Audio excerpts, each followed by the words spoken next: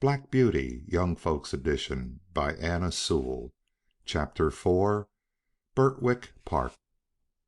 It was early in May when there came a man from Gordon's who took me away to the Hall. My master said, "Good-bye, darky. Be a good horse and always do your best." I could not say good-bye, so I put my nose in his hand. He patted me kindly, and I left my first home. I will describe the stable into which I was taken. This was very roomy, with 4 good stalls. A large swinging window opened into the yard, making it pleasant and airy.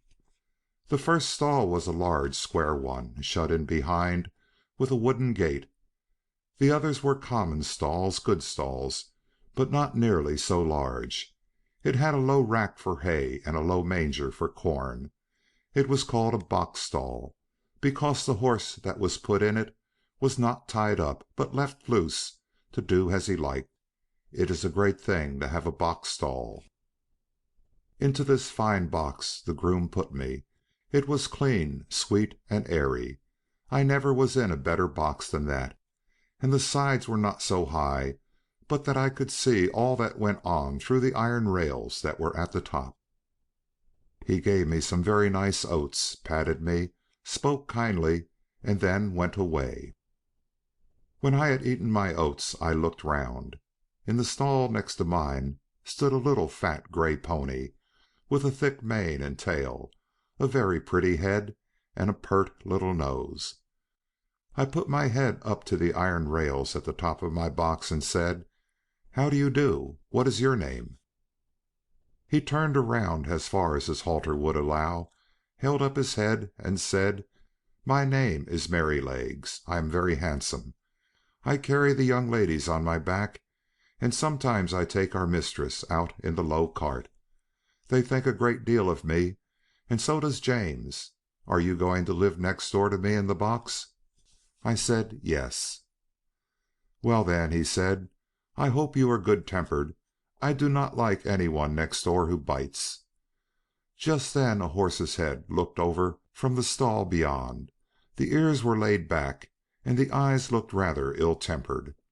This was a tall chestnut mare, with a long handsome neck.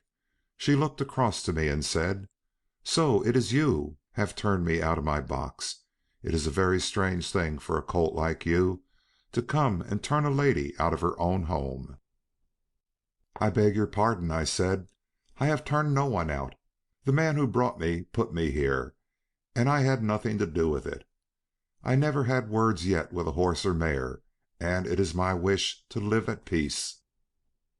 "Well," she said, "we shall see. Of course, I do not want to have words with a young thing like you."